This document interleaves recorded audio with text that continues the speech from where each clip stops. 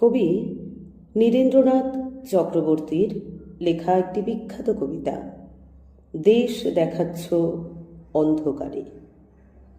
সেখান থেকে অল্প কয়েকটি লাইন আমি পাঠ করছি। আবৃত্তি এবং পাঠ দুটি সম্পূর্ণ আলাদা বিষয়।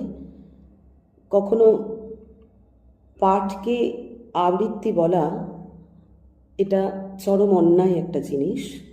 তাই আবৃত্তি হলো যা আমরা স্মৃতি থেকে বলি, এবং পাঠ কিন্তু আমরা দেখে করি।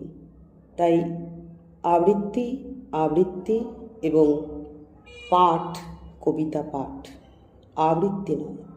তাই আজ আমি পাঠ করে শোনাচ্ছি।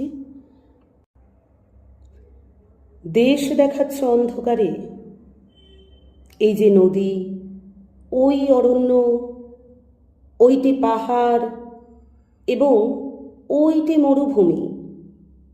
দেশ দেখাচ্ছ অন্ধকারের মধ্যে তুমি, বার করেছ নতুন খেলা। কিন্তু আমরা দেশ দেখি না অন্ধকারে,